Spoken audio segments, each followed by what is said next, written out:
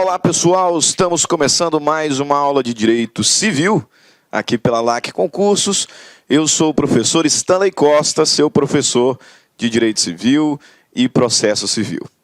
Na aula de hoje vamos continuar os estudos sobre a parte geral do Código Civil. Em aulas anteriores, tratamos o tema da personalidade, identificamos o que é personalidade, quando começa a personalidade à luz do Código Civil e das três teorias, natalista, concepcionista, teoria da personalidade condicional.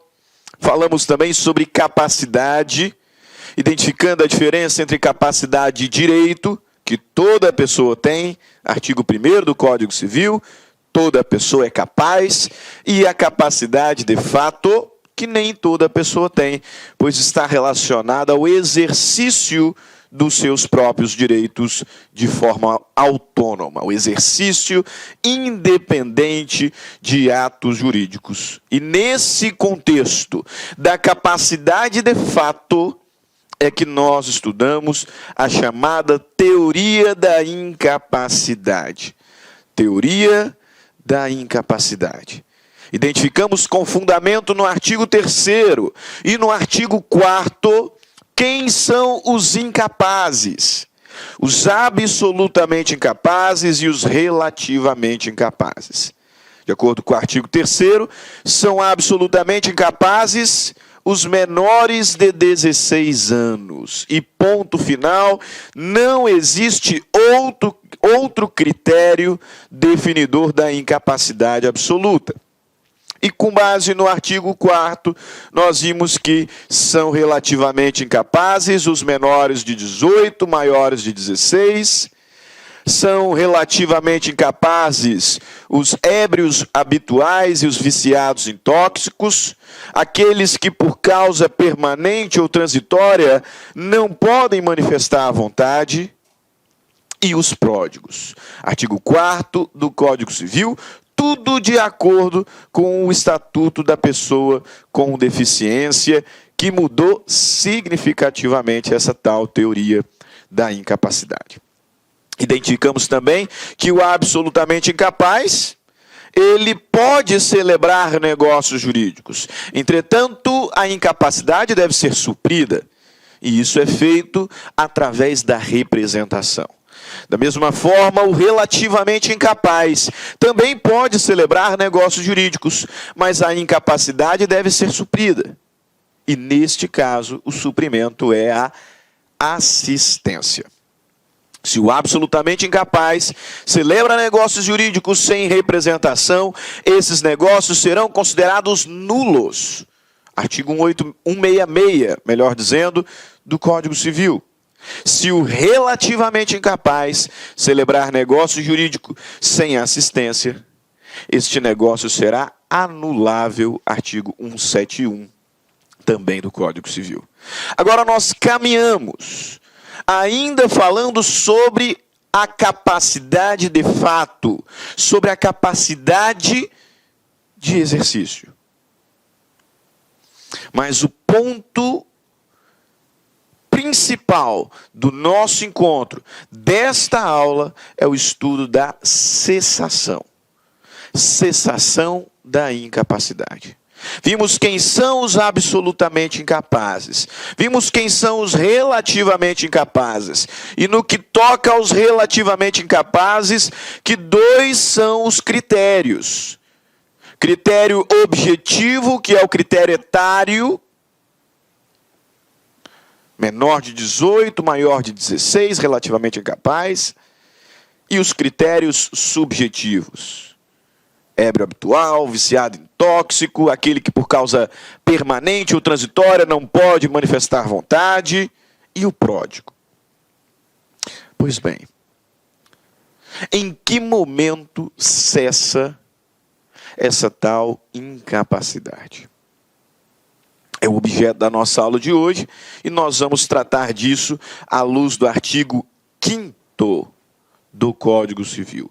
Em que momento cessa a incapacidade? Meus caros, essa resposta é um tanto quanto simples. a incapacidade ela cessa quando cessar a causa que lhe deu origem. A incapacidade cessa quando se extinguir a causa que lhe deu origem. Dessa forma, percebam, se o que está determinando a incapacidade é o critério etário, cessará a incapacidade tão logo o indivíduo complete 18 anos. Tão logo o indivíduo atinja a maioridade. Agora, se o que determina a incapacidade é algum dos critérios objetivos, ou melhor, critérios subjetivos, você bem sabe, com base no que nós trabalhamos última aula, que esses critérios subjetivos são aplicados por meio de decisão judicial.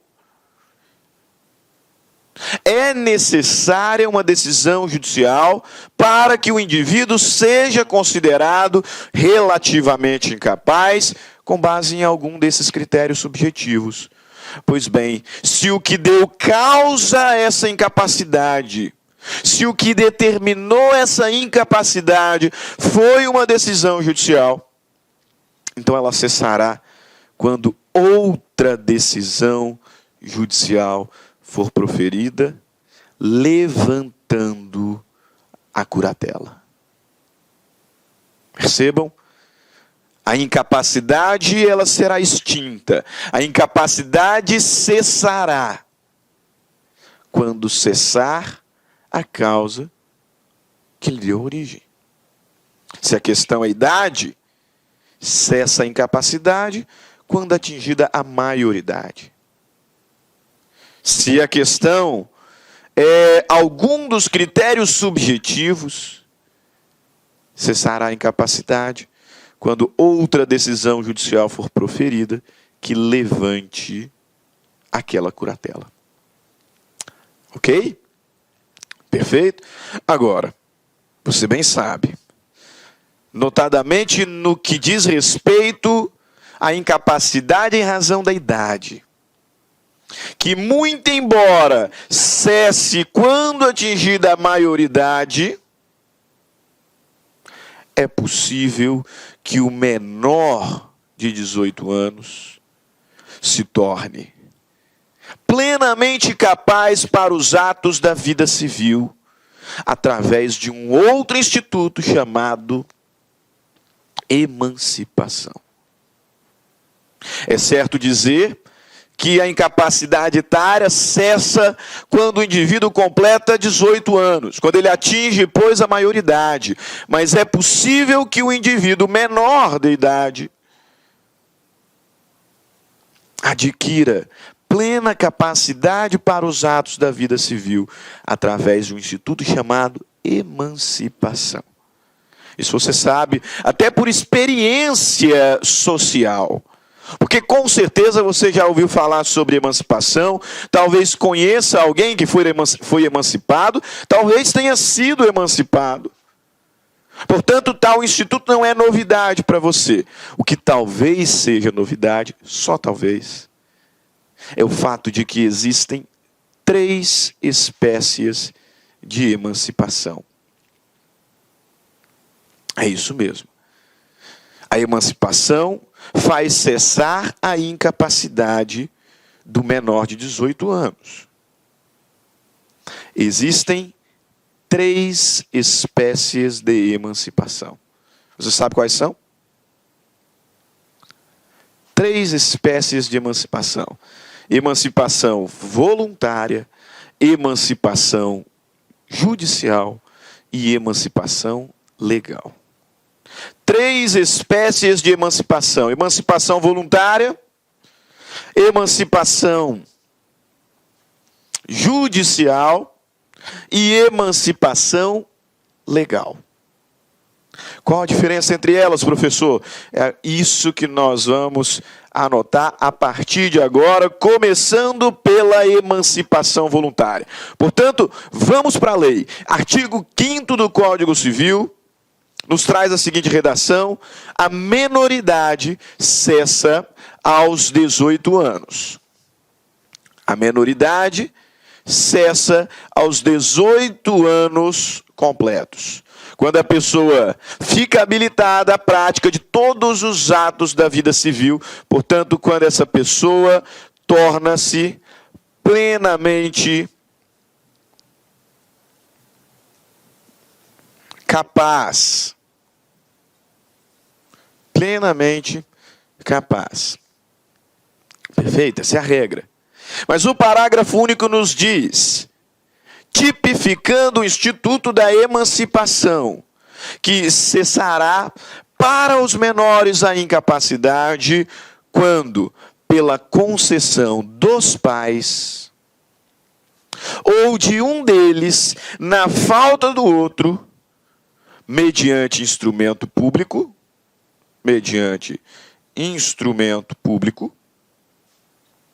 independentemente de homologação judicial. Portanto, a emancipação voluntária é aquela prestada por ambos os pais, ou um deles, na falta do outro, através de instrumento público, escritura pública, independentemente de homologação judicial. Ok? Emancipação voluntária é, pois, aquela prestada por ambos os pais. O legislador não falou representantes. Por uma razão muito evidente, nós já vamos destacar. Por ambos os pais. Ou de um deles na falta do outro, mediante instrumento público. Independentemente de homologação judicial. Ambos os pais, por escritura pública, independentemente de homologação judicial. Perfeito? Ok. Nesse contexto aqui, meus caros, costuma aparecer algumas questões, alguns dilemas, e que vez ou outro os candidatos a determinado concurso público são levados ao equívoco, são levados ao erro, apesar de terem estudado, porque esses conflitos, essas questões não foram apresentadas oportunamente. Isso não vai acontecer com vocês. Definitivamente não.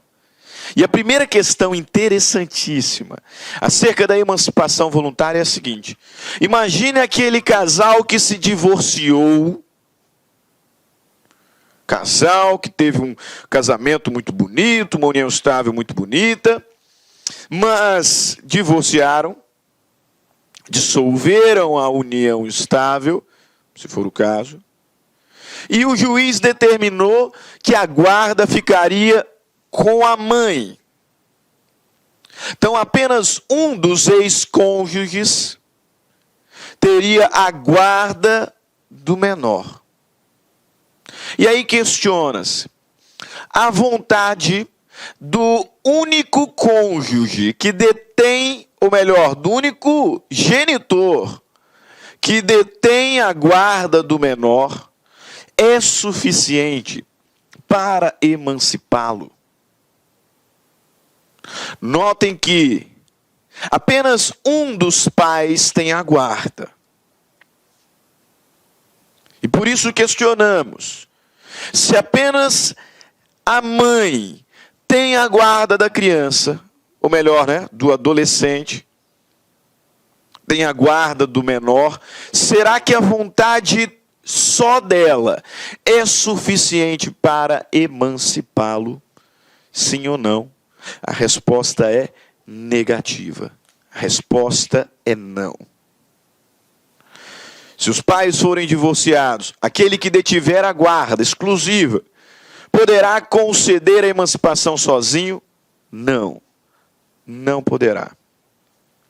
Não poderá porque, como bem averiguamos no inciso 1º do parágrafo único do artigo 5º, a emancipação voluntária ela se dá por concessão dos pais, e aí destaquei, de ambos os pais.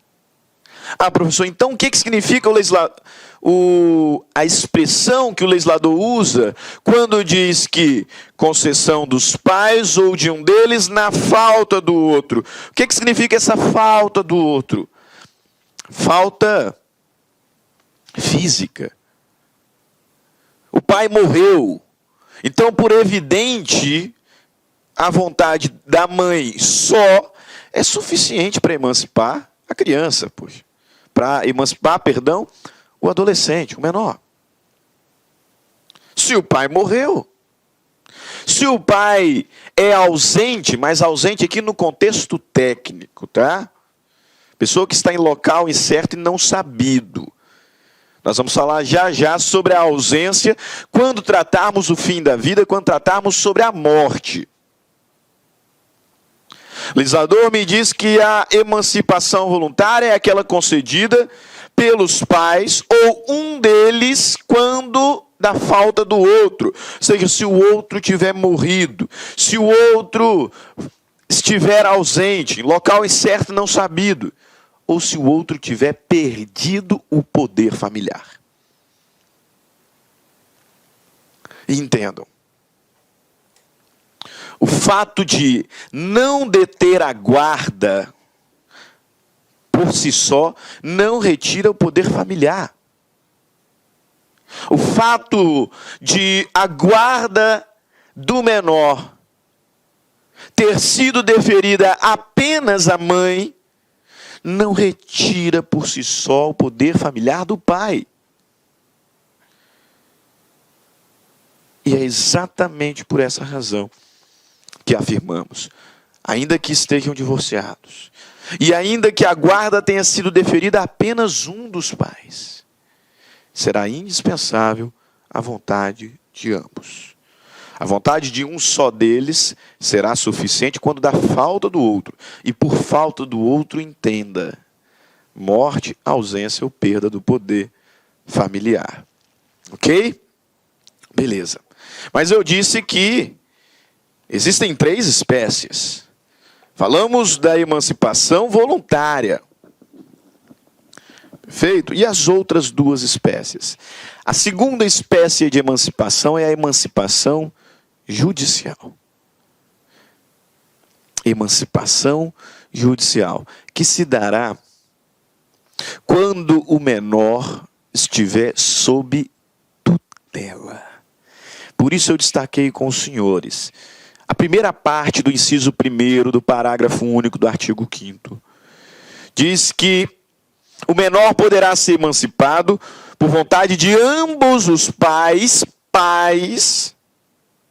através de escritura pública independente de homologação judicial. Pais. Por que é importante você destacar que a emancipação voluntária é prestada pelos pais? Pelo seguinte, tutor não pode emancipar voluntariamente. Tutor não pode emancipar voluntariamente. Eu dizia, tutor não pode emancipar voluntariamente. Se o menor está sob tutela, ele pode ser emancipado. Entretanto, judicialmente. Essa é a hipótese que o legislador nos traz desta espécie de emancipação. Vejamos segunda parte do inciso 1º. Vou voltar aqui rapidinho para nós acompanharmos o texto inteiro, né? Veja lá. Inciso 1º. Pela concessão dos pais ou de um deles, na falta do outro, mediante instrumento público, independentemente de homologação judicial. Emancipação voluntária. Ou, segue o inciso, por sentença do juiz, ouvido o tutor tutor se o menor tiver 16 anos completos. Menor sob tutela será emancipado judicialmente, será emancipado por sentença. Emancipado por sentença. Agora, muito embora o legislador não tenha falado sobre isso, a doutrina majoritária reconhece uma outra hipótese de emancipação judicial. Veja bem, a emancipação judicial acontecerá quando de um menor sob tutela, porque tutor não pode emancipar voluntariamente. Mas existe uma outra situação reconhecida pela doutrina, também de emancipação judicial,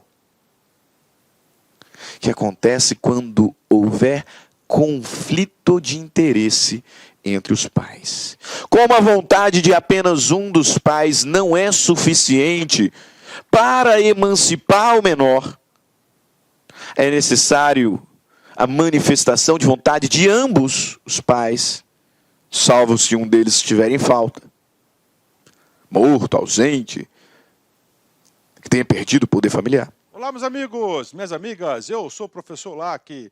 Inicialmente eu peço licença para vocês, eu peço desculpa, pois eu interrompi os seus estudos, mas o propósito desse vídeo no YouTube ele é para divulgar o nosso trabalho, para que o aluno se depare com os nossos professores, com a nossa metodologia.